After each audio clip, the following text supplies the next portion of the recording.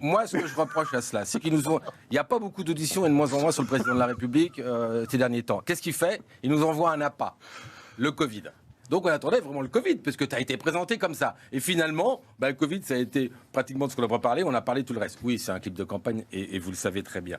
Mais moi, ce que j'aurais aimé qu'il commente, c'est son programme de 2017. Ah, vous nous le ressortez à chaque fois, ça? À chaque fois, parce qu'il est important. Ouais. En politique, quand on a un programme, on tient le programme. Ouais. Et là, chaque page, j'ai pas fait ça, j'ai pas fait ça. Du tout, au contraire. Bien sûr. Mais juste pour vous dire un truc, ouais. C'est la lucidité. On ne peut pas décrire notre monde, notre pays, comme hier. C'est pas possible. Et on rentrera dans le fond. Par contre, à la fin, il conclut, n'ayons pas peur. Mais on n'a pas peur. C'est vous qui avez peur, Monsieur le Président de la République, de ne pas être réélu. Moi, j'ai pas peur. C'est ces mots. Oui, chers collègues. Néanmoins, je te rappelle les 700 000 Covid longs. Rien n'est fait pour eux. Il y a 2 centres, d'accord. Il y a 700 000 Covid longs. Il y a des centres qui s'en occupent. Oui, attends. En Angleterre, il y a 99 hôpitaux qui ont été créés pour les Covid longs. Il y a 700 000 personnes. Dans ma commune, il y a deux hôpitaux qui s'en occupent. Oui, dans mais ma moi, commune. je te dis qu'il n'y a pas. Okay, et on le sait très bien. Et demande aux 700 000 personnes qui ont un Covid long supérieur à 6 mois. Première chose. Deuxième chose, il n'a rien annoncé. Tu étais d'accord avec moi de toute façon qu'il fallait absolument... Vous tutoyez tout le monde, vous, aujourd'hui? Non, mais il est collègue. Non. Il est collègue? En tant que, en tant que médecin. Ah, c'est pour ça, d'accord.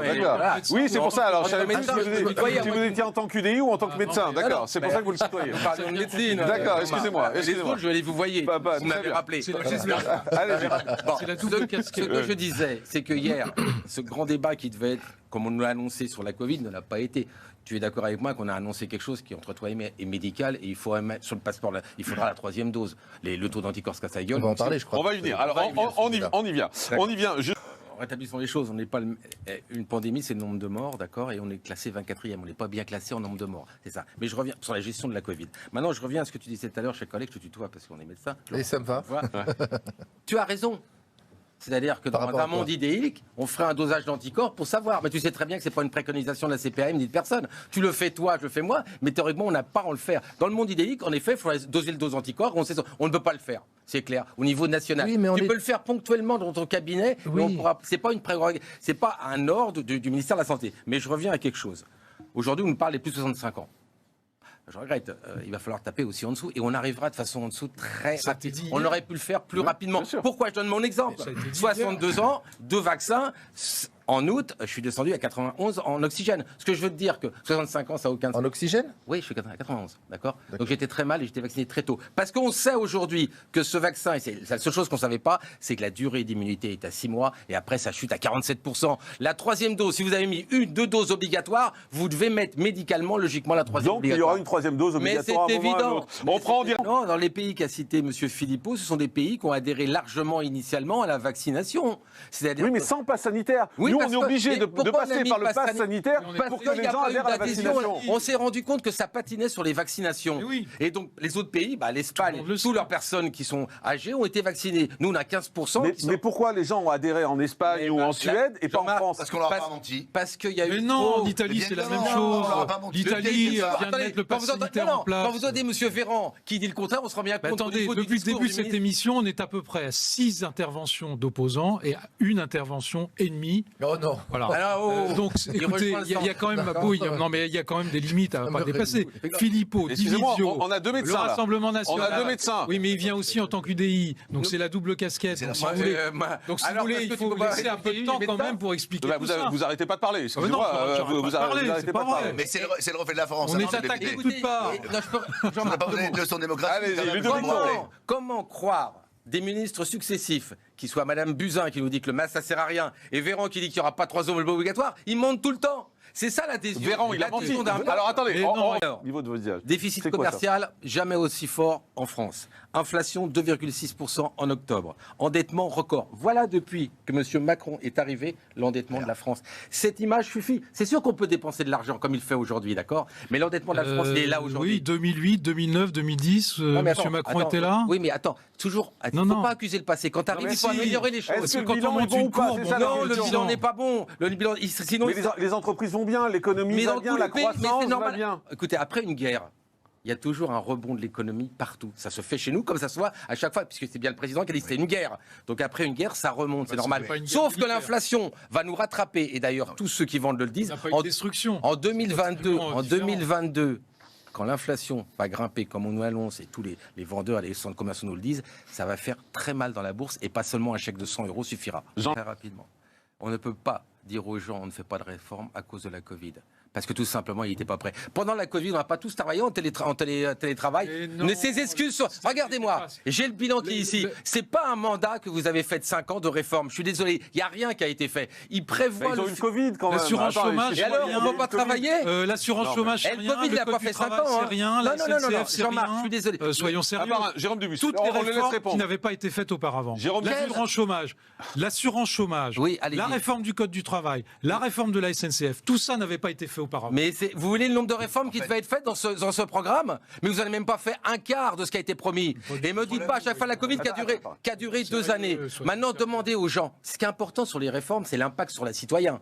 Pas sur ce qu'on dit. Demandez aux gens s'ils ont l'impression depuis 5 ans que ce pays était réformé. Absolument pas. Vous savez très bien que Si, le pays a été réformé. A été réformé. J'ai dit tout à l'heure, et j'ai eu l'honnêteté de dire qu'il y a un certain nombre de réformes qui n'avaient pas pu être faites. Et il a expliqué que la suite, ce serait dans le deuxième quinquennat. Mais c'est trop facile. Donc on va faire pas un quinquennat, on va voter pour 10 ans maintenant parce qu'on sait qu'au bout de 5 ans, c'est infaisable. Et vous êtes dans le punitif toujours. Mais c'est des réformes que vous souteniez. Et je parle pas de ça, je parle du citoyen. Allez, on va avancer. Et je vous rappelle comme que l'Italie vient de baisser ses impôts et ses taxes pour augmenter encore la relance. Ça serait bien qu'on les baisse aussi.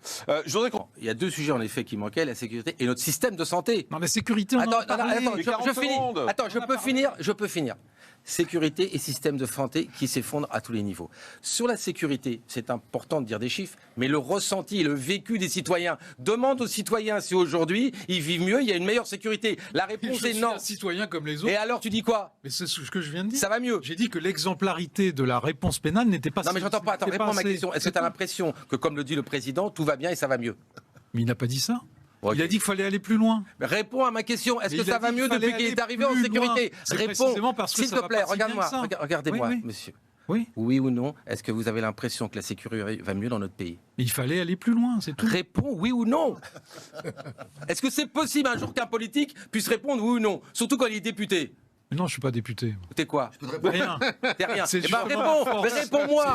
Mais réponds-moi juste à ça, s'il te plaît. C'est ma liberté. Réponds-moi. Voilà. Est-ce que tu as l'impression qu'en France, la sécurité va mieux depuis 5 ans? Non, la sécurité. Voilà, c'est la première. Est-ce que tu as l'impression que le système de santé... Parce que la réponse pénale n'est pas suffisante. Est-ce que tu as l'impression que le système de santé français, au niveau des hôpitaux, de la médecine de ville, la médecine en général, ça va mieux quand aujourd'hui on ferme des lits? J'étais dans un conseil d'administration hier, 74 lits fermés qu'on n'ouvrira pas. Et ça va continuer. Il y a urgence. Ça va continuer, non? Mais parce qu'il n'y a plus de personnel. Non. Je vais t'amener dans ce conseil d'administration où on fait des GHT. Ils ne trouvent plus d'infirmiers, de médecins et d'aides-soignants. Et nous, de médecins généralistes, on n'en parle même pas. Si on trouve plus de mais ça fait 5 ans, rien n'a été fait. Sérieux, on doit justement précisément libérer le numerus clausus des médecins. C'est un quinquennat. Fasse plus. C'est un quinquennat. On ne peut pas le nier. Non, ton numerus clausus, il est bien gentil. Non, on l'a levé. Alors regarde-moi. Et donc on aura je vais plus de t'expliquer ce que c'est un numerus clausus. Voilà. Tu as laissé la possibilité à ceux qui dirigent les facs de choisir le nombre de personnes qu'ils allaient choisir. Le problème, c'est pour mettre plus d'internes, il faut plus de moyens. Mais avant, pas donné les moyens. Verrouillé, vous n'avez rien fait. Attends, je vais te donner un autre exemple. Enfin... Non, écoute. Ton Ségur, on a augmenté évidemment les salaires. J'étais à l'hôpital. Ça a coûté à peu près 113 millions. Tu sais quoi, ce qu'ils ont reçu? 0. Non. Mais dis pas non, arrête de me dire tout le temps non. Mais c'est faux, parce que moi j'ai l'exemple inverse. C'est 120 à 130 euros. Donc le système de santé va beaucoup mieux depuis 5 ans. 120 à 130 euros. On peut pas dire qu'il n'y a pas eu de Ludovic Toro, il a une question à vous poser. Moi je pose la question parce que regardez-moi. des choses. Attendez. Est-ce qu'à la première question, vous avez répondu non? La sécurité ne va pas mieux depuis 5 ans. À la deuxième question, est-ce que notre système de santé... Et j'ai expliqué pourquoi. Oui, d'accord. Deuxième question. Est-ce que notre système de santé, en 5 ans, s'est amélioré? Mais on paye, oui ou non? On paye 20 ans, oui 30 ou ans, non? Mais répondez aux 20 questions. ans ou 30 ans. Oui ou non? Mais oui, mais bien sûr que non, ça joue. il Il faut des réponses. Le citoyen a besoin de vérité. Il a besoin du politique qui dit la commencé vérité. à rétablir les choses. Oui ou non? 120 ou 130 euros par mois. Alors, attendez, on va se calmer parce qu'il nous reste 30 secondes. Reposez la question clairement. Est-ce que le système de santé... Est-ce que notre système de santé, depuis 5 ans, s'est amélioré? Oui, il va mieux qu'en 2010. Voilà. Là, vous avez la réponse. C'est amélioré, ok. Oui. Bah écoutez, je pense que vous allez avoir une réponse très rapide. Vous ouvrez Le Monde aujourd'hui et il y a tous les chefs d'hôpitaux publics qui mettent très rapidement au secours. Lisez cet article d'aujourd'hui, Le Monde. Et vous, peut-être que vous... En tout cas, la rémunération et la revalorisation Mais il n'y a pas que l'argent dans la médecine et dans les soins. Il ne fallait pas prendre cet exemple. Merci à tous les quatre d'avoir été avec nous. Vous avez été bon là sur la fin, Ludovic Toro.